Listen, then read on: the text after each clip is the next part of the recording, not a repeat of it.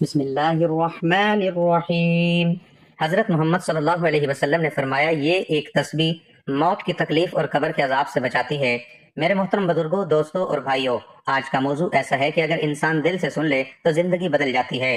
وہ موضوع ہے موت کی تکلیف اور اس سے نجات۔ یہ دنیا عارضی ہے، ہر آنے والے نے جانا ہے، ہر سانس ہمیں اس حقیقت کے قریب کر رہا ہے۔ قرآن پاک میں اللہ تعالیٰ فرماتا ہے، کل نفس ذائقۃ الموت۔ ترجمہ، ہر جان کو موت کا مزہ چکھنا ہے، یعنی اس دنیا میں کوئی بھی ایسا نہیں جو موت سے بچ سکے۔ حضرت علی رضی اللہ تعالی عنہ فرماتے ہیں، لوگ سو رہے ہیں، جب مر جاتے ہیں تو جاگ جاتے ہیں، یعنی ہم دنیا کی غفلت میں ہیں اور موت ہمیں حقیقت دکھا دیتی ہے۔ موت کا لمحہ بہت سخت ہوتا ہے، اس لیے قرآن میں اللہ تعالیٰ نے فرمایا، وَجَاءَتْ سُكْرَةُ الْمَوْتِ بِالْحَقِّ، موت کی سختی حق کے ساتھ آ جائے گی۔ ایک روایت میں آتا ہے کہ نبی کریم صلی اللہ علیہ وسلم نے فرمایا، موت کی سختی ایسی ہے جیسے 1000 تلواریں ایک انسان کے جسم میں ایک ساتھ چل رہی ہوں۔ سوچئے، ہم ہلکا سا بخار برداشت نہیں کر سکتے، چھوٹی سی چوٹ برداشت نہیں ہوتی، پھر موت کی تکلیف کتنی سخت ہوگی۔ روایت میں آتا ہے کہ ملک الموت حضرت اسرائیل علیہ السلام نے عرض کیا، یا رسول اللہ صلی اللہ علیہ وسلم، موت کی تکلیف بہت سخت ہوتی ہے، قبر کا عذاب بھی اس کے مقابلے میں کم محسوس ہوتا ہے۔ تو نبی کریم صلی اللہ علیہ وسلم نے فرمایا، اے ملک الموت، کیا میری امت کے لیے اس تکلیف سے نجات کا کوئی راستہ ہے؟ انہوں نے عرض کیا، یا رسول اللہ صلی اللہ علیہ وسلم، جو شخص روزانہ 10 مرتبہ یہ کلمہ پڑھ لے، اللہ تعالیٰ اسے نزاع کی تکلیف سے محفوظ فرما دے گا۔ صحابہ اکرام اس کلمے کو دل سے پڑھتے تھے۔ حضرت بلال رضی اللہ عنہ جب دنیا سے رخصت ہو رہے تھے تو زبان پر یہی کلمہ تھا۔ حضرت عثمان رضی اللہ عنہ فرمایا کرتے تھے، جو شخص کلمے کو دل سے پڑھے گا، اللہ اس کے لیے جنت کے دروازے کھول دے گا۔ نزاع کے وقت کیا ہوتا ہے؟ حدیث میں آتا ہے، جب مومن کی موت کا وقت آتا ہے تو رحمت کے فرشتے آتے ہیں، وہ کہتے ہیں، اے پاک روح، اے رب کی مغفرت اور جنت کی طرف چل، اور اس کی روح ایسے نکلتی ہے جیسے مشک سے خوشبو نکلتی ہے، لیکن گنہگار انسان کی روح بہت سختی سے نکالی جاتی ہے۔ محترم ناظرین، قبر کی پہلی رات بہت سخت ہوتی ہے۔ حضرت عثمان رضی اللہ عنہ جب قبر میں دیکھتے تو روتے تھے۔ لوگوں نے پوچھا، آپ جنت اور جہنم کا ذکر سنتے ہیں تو اتنا نہیں روتے؟ انہوں نے فرمایا، قبر آخرت کی پہلی منزل ہے، اگر یہاں کامیابی ہو گئی تو آگے آسانی ہے۔ نبی کریم صلی اللہ علیہ وسلم نے ہمیں بہت سے اعمال سکھائے ہیں، نماز کی پابندی، سچ بولنا، گناہوں سے بچنا، درود شریف پڑھنا، کلمے کی کثرت۔ محترم ناظرین، ہم دنیا کے لیے کتنی محنت کرتے ہیں، گھر، کاروبار، مال، جائیداد، لیکن ہم اس جگہ کے لیے کیا کر رہے ہیں جہاں ہمیشہ رہنا ہے؟ قبر میں نہ مال کام آئے گا نہ دولت، صرف اعمال کام آئیں گے۔ توبہ کا دروازہ اللہ تعالیٰ بہت مہربان ہے، وہ فرماتا ہے، اے میرے بندو، جو گناہوں میں ڈوب گئے ہو، اللہ کی رحمت سے نہ امید نہ ہو، اگر ہم سچے دل سے توبہ کر لیں، اللہ سب گناہ معاف کر دیتا ہے۔ آج عہد کریں، ہم روزانہ 10 مرتبہ کلمہ پڑھیں گے، 5 وقت نماز پڑھیں گے، گناہوں سے بچنے کی کوشش کریں گے، درود شریف پڑھیں گے۔ زندگی بہت مختصر ہے، کسی کو نہیں معلوم اگلا لمحہ ملے گا یا نہیں، اس لیے آج ہی اللہ سے تعلق مضبوط کریں۔ یا اللہ، ہمیں موت کی سختیوں سے محفوظ فرما، یا اللہ نزاع کے وقت آسانی عطا فرما، یا اللہ قبر کے عذاب سے بچا، یا اللہ پل صراط کو ہمارے لیے آسان بنا، یا اللہ ہمیں ایمان پر موت نصیب فرما، یا اللہ ہمارے گناہوں کو معاف فرما، یا اللہ ہمیں جنت الفردوس نصیب فرما، آمین یا رب العالمین۔ میرے محترم بزرگوں، دوستوں اور بھائیوں، آج کا عمل ایسا ہے کہ اگر انسان اس کو دل سے سن لے تو زندگی بدل سکتی ہے۔ محترم ناظرین، ہم سب اس دنیا میں رہ رہے ہیں، مگر ایک حقیقت ایسی ہے جس سے کوئی نہیں بچ سکتا، وہ حقیقت موت ہے۔ قرآن پاک میں اللہ تعالیٰ فرماتا ہے، کل نفس ذائقۃ الموت، ہر جان نے موت کا مزہ چکھنا ہے۔ بادشاہ بھی مرے گا، فقیر بھی مرے گا، امیر بھی مرے گا، غریب بھی مرے گا، کوئی نہیں بچے گا۔ نبی کریم صلی اللہ علیہ وسلم نے فرمایا، موت کی سختی بہت بڑی آزمائش ہوتی ہے۔ حضرت عائشہ رضی اللہ عنہما فرماتی ہیں، جب نبی کریم صلی اللہ علیہ وسلم کا وصال کا وقت آیا تو آپ صلی اللہ علیہ وسلم سامنے پانی کا پیالہ تھا، آپ صلی اللہ علیہ وسلم ہاتھ میں ڈالتے اور چہرے پر پھیرتے اور فرماتے، ان الموت سکرات، یعنی موت کے واقعی سختیاں ہوتی ہیں۔ سوچئے، جب اللہ کے محبوب صلی اللہ علیہ وسلم فرما رہے ہیں تو عالم انسان کے لیے موت کتنی سخت ہوگی۔ محترم ناظرین، انسان کی زندگی سب سے مشکل رات قبر کی پہلی رات ہوتی ہے۔ حضرت عثمان رضی اللہ عنہ جب کسی قبر کے پاس کھڑے ہوتے تو اتنا روتے کہ داڑھی مبارک تر ہو جاتی۔ کسی نے پوچھا، آپ جنت اور جہنم کا ذکر سن کر اتنا نہیں روتے، لیکن قبر پر اتنا کیوں روتے ہیں؟ آپ نے فرمایا، قبر آخرت کی پہلی منزل ہے، اگر یہاں آسانی ہو گئی تو آگے آسانی ہے۔ محترم ناظرین، حضرت بلال رضی اللہ تعالیٰ عنہ کا آخری وقت آیا تو ان کی زوجہ کہنے لگی، ہائے افسوس، تو حضرت بلال رضی اللہ عنہ مسکرا کر فرمانے لگے، نہیں، افسوس نہیں، خوشی کا وقت ہے، کل میں اپنے محبوب صلی اللہ علیہ وسلم سے ملوں گا۔ سوچئے، یہ موت سے نہیں ڈر رہے ہیں کیونکہ زندگی اللہ کی اطاعت میں گزار دی تھی۔ حضرت عمر فاروق رضی اللہ عنہ جو اتنے بڑے خلیفہ تھے وہ فرمایا کرتے تھے اگر فرات کے کنارے ایک کتا بھی بھوکا مر گیا تو عمر سے سوال ہوگا، اور جب ان کی وفات کا وقت آیا تو روتے ہوئے فرماتے تھے کاش میں مٹی ہوتا، یہ اللہ کا خوف تھا، ہم اس دنیا کو ہمیشہ کا گھر سمجھ بیٹھے ہیں، گھر بناتے ہیں، دکان بناتے ہیں، پیسہ جمع کرتے ہیں، لیکن ہم بھول جاتے ہیں کہ اصل گھر قبر ہے، قبر میں نہ موبائل ہوگا، نہ دوست ہوں گے، نہ دولت ہوگی، نہ اعمال ہوں گے۔ اللہ تعالیٰ نے ہمیں بہت آسان راستہ دیا۔ نبی کریم صلی اللہ علیہ وسلم نے فرمایا جو شخص کلمے کی کثرت کرے اللہ اس کے لیے آسانی پیدا فرماتے ہیں۔ محترم ناظرین، ایک شخص گناہوں میں ڈوبا ہوا تھا، جب اس کا آخری وقت آیا تو لوگوں نے اسے کلمہ پڑھنے کو کہا، وہ کلمہ نہیں پڑھ سکا کیونکہ اس نے زندگی میں کبھی اللہ کو یاد نہیں کیا تھا۔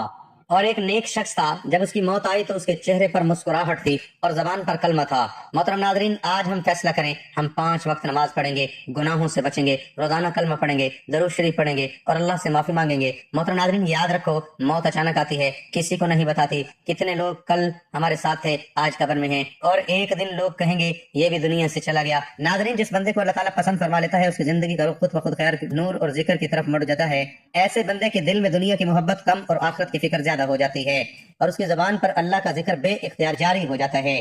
یہی وہ کیفیت ہے جسے اللہ کی خاص رضا اور محبوبیت کی علامت کہا جاتا ہے۔ ذکر و تسبیح کوئی عام عمل نہیں بلکہ یہ اللہ تعالیٰ سے قرب کا ایسا ذریعہ ہے جو بندے کے ظاہر ہی نہیں بلکہ باطن کو بھی منور کر دیتا ہے۔ جب اللہ کسی بندے کو اپنا محبوب بنا لیتا ہے تو اسے نیکی پر لگانا، ذکر میں مشغول رکھنا اور اس کے دل کو اپنی یاد سے زندہ رکھنا اللہ کی خاص توفیق بن جاتی ہے۔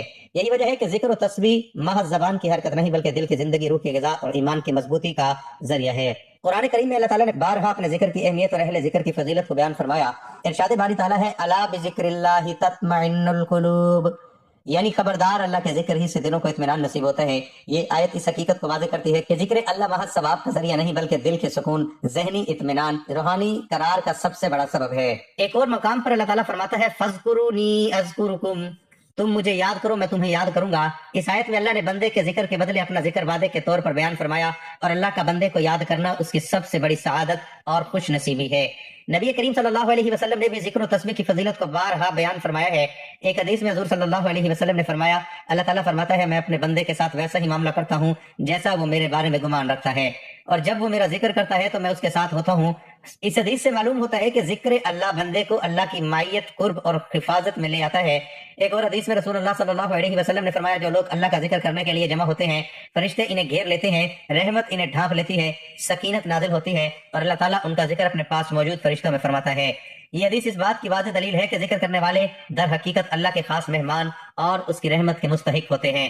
قرآن مجید میں اہل ذکر کی ایک اور صفت یوں بیان کی گئی ہے الذین یذکرون اللہ قیاما وقعودا وعلی جنوبہم، یعنی وہ لوگ جو کھڑے بیٹھے اور کروٹوں کے بل اللہ کو یاد کرتے رہتے ہیں۔ اس آیت میں ذکر کو کسی ایک حالت یا وقت کے ساتھ مخصوص نہیں کیا گیا بلکہ ہر حال میں اللہ کی یاد کو مومن کی پہچان قرار دیا گیا ہے۔ یہی وہ لوگ ہیں جن کی زبانیں ذکر سے تر اور دل ایمان کے نور سے منور ہوتے ہیں۔ حضرت محمد صلی اللہ علیہ وسلم نے فرمایا دنیا اور اس میں جو کچھ ہے سب ملعون ہے سوائے اللہ کے ذکر کے اور اس کے متعلق امور کے۔ اس حدیث میں ذکر اللہ کو دنیاوی فتنوں، غفلتوں اور بے مقصد مصروفیات سے نجات کا واحد راستہ قرار دیا گیا ہے۔ اسی طرح ایک اور حدیث میں آپ صلی اللہ علیہ وسلم نے فرمایا جو شخص اللہ کا ذکر کرتا ہے اور جو نہیں کرتا ان دونوں کی مثال زندہ اور مردہ کی سی ہے۔ اس فرمان نبی صلی اللہ علیہ وسلم سے معلوم ہوتا ہے کہ ذکر اللہ دراصل روح کی زندگی ہے، اور جس دل میں ذکر نہیں وہ اگرچہ جسمانی طور پر زندہ ہو مگر روحانی طور پر مردہ ہوتا ہے۔ اللہ تعالیٰ قرآن میں ارشاد فرماتا ہے یا ایھا الذین آمنوا اذکروا اللہ ذکرا کثیرا، اے ایمان والو اللہ کا کثرت سے ذکر کیا کرو۔ یہاں کثرت ذکر کا حکم دیا گیا ہے جو اس بات کی دلیل ہے کہ اللہ کو وہ بندے زیادہ محبوب ہیں جو اس کی یاد میں زیادہ مشغول رہتے ہیں۔ یہی وہ خوش نصیب لوگ ہوتے ہیں جن کی زبانیں خود بخود ذکر کی عادی ہو جاتی ہے، اور یہی اللہ کی خاص محبت کی علامت ہے۔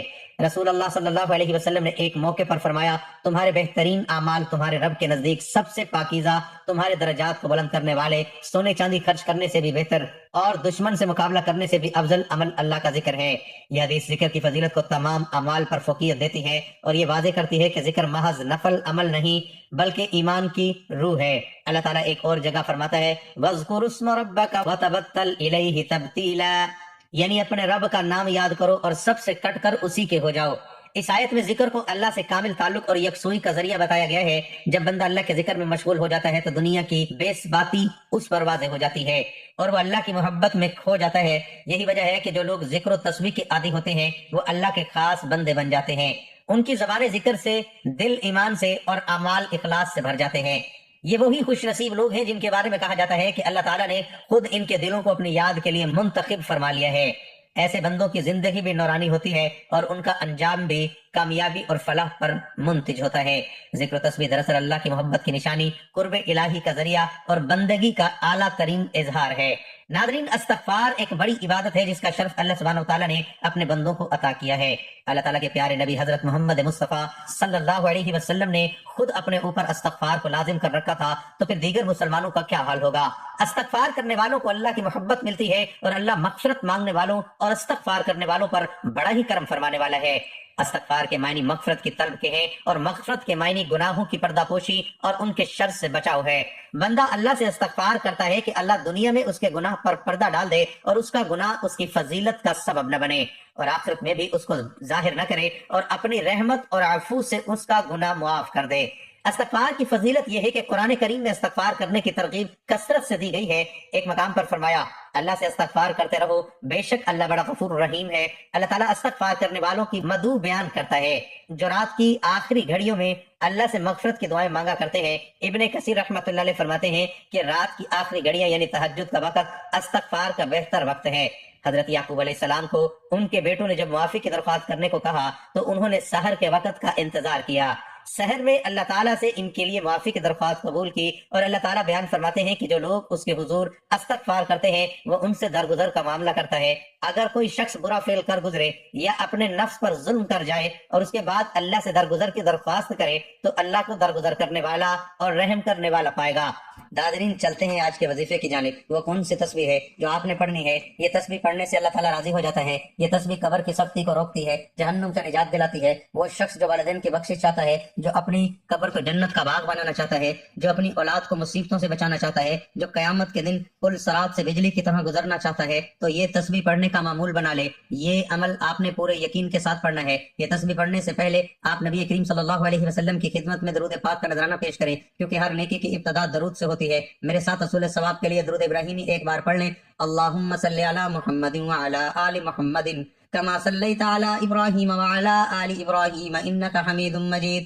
اللہم بارک علی محمد وعلی آل محمد کما بارکت علی ابراہیم وعلی آل ابراہیم انک حمید مجید۔ درود پاک پڑھنے کے بعد آپ نے ایک تسبیح یعنی 100 مرتبہ تیسرے کلمے کا ورد کرنا ہے، جو کہ یہ ہے: سبحان اللہ والحمد للہ ولا الہ الا اللہ واللہ اکبر ولا حول ولا قوة الا باللہ العلی العظیم۔ پاکی اللہ کے لیے ہے اور تمام تعریف اللہ کے لیے ہیں، اور اللہ کے سوا کوئی عبادت کے لائق نہیں، اور اللہ ہی بڑا ہے، طاقت اور قوت اللہ ہی کی طرف سے ہے جو بڑی شان اور عظمت کا مالک ہے۔ تیسرا کلمہ 100 مرتبہ پڑھنے کے بعد آپ نے یہ دعا 33 مرتبہ پڑھنی ہے: اللہم اغفر لی وارحمنی وعافنی واہدنی وارزقنی۔ یہ دعا پڑھنے کے بعد آپ نے پھر اللہ تعالیٰ کے مبارک نام کی ایک تسبیح پڑھنی ہے: یا غفارو یا غفارو یا غفارو۔ اس کے بعد آپ نے آخر میں پھر دوبارہ درود پاک پڑھنا ہے جو شروع میں پڑھا تھا۔ یہ عمل کرنے کے بعد آپ نے اللہ تعالیٰ سے دعا کرنی ہے اپنے والدین کی بخشش کے لیے، اپنی اولاد پر کوئی بھی مصیبت نہ آنے کے لیے اللہ تعالیٰ سے دعا کریں: یا اللہ ہمیں موت کی سختیوں سے محفوظ فرما، یا اللہ نزاع کے وقت آسانی عطا فرما، یا اللہ قبر کو ہمارے لیے جنت کا باغ بنا دے، یا اللہ پل صراط کو ہمارے لیے آسان بنا دے، یا اللہ ہمیں ایمان پر موت نصیب فرما، یا اللہ ہمیں جنت الفردوس نصیب فرما، پل صراط سے آسانی سے گزرنا ممکن فرمائے، اللہ تعالیٰ قبر کی سختی سے بچائے اور جہنم کی آزادی عطا فرمائے، آمین۔ ناظرین، دعا ایک نعمت اور دونوں جہانوں میں کام آنے والی دولت ہے۔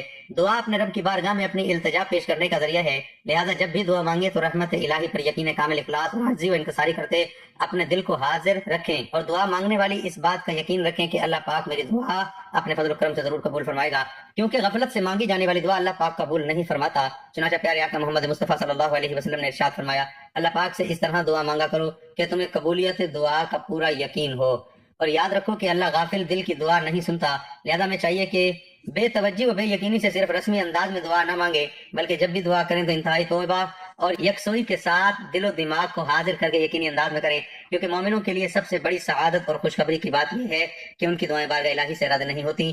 حضرت ثابت بن عید رحمۃ اللہ علیہ نے فرمایا ہمیں خبر ملی ہے کہ بروز قیامت بندہ مومن کو بارگاہ الہی میں کھڑا کیا جائے گا. اللہ پاک پوچھے گا اے بندے کیا تم میری بھی عبادت کرتا تھا؟ عرض کرے گا ہاں.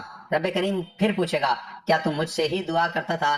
کہے گا ہاں اللہ. اللہ کریم پھر پوچھے گا کیا تم مجھے ہی یاد کرتا ہے؟ عرض کرے گا ہاں. تو رب کریم ارشاد فرمائے گا مجھے اپنی عزت و جلال کی قسم جس جگہ بھی تو نے مجھے یاد کیا میں نے اسی جگہ تجھے یاد رکھا اور جب بھی تو نے دعا مانگی تو میں نے تیری دعا کو شرف قبولیت بخشا. پھر حضرت ثابت بن عینی رحمۃ اللہ علیہ نے فرمایا پیارے مصطفیٰ صلی اللہ علیہ وسلم نے ارشاد فرمایا بندہ مومن کی کوئی دعا رد نہیں کی جاتی. جو کچھ اس نے مانگا یا تو اسے دنیا ہی میں عطا کر دیا جاتا ہے یا اس کا ثواب آخرت کے لیے ذخیرہ کر لیا جاتا ہے یا اس دعا کے سبب اس کی خطائیں مٹا دی جاتی ہیں. آخر میں میری اللہ تعالیٰ سے دعا ہے کہ اللہ تعالیٰ میرا سنانا اور آپ کا سننا اپنی پاک بارگاہ الہی میں قبول و منظور فرمائے. جو مانگا مقدر فرمائے اور جو نہیں مانگ سکے بن مانگے عطا فرمائے. اللہ تعالیٰ نیکی کی بات کو سننے سمجھنے اور اس پر عمل کرنے کی طاقت اور توفیق مرمت فرمائے. آمین. ناظرین آپ سے گزارش ہے کہ آپ اپنے رزق میں برکت وسعت اور کشادگی کے لیے اللہ تعالیٰ کے 99 ناموں میں سے کوئی ایک نام لکھ کر کمنٹ میں ضرور شیئر کریں. اللہ تعالیٰ ہم سب کا حامی و ناصر ہو. آمین. جزاک اللہ.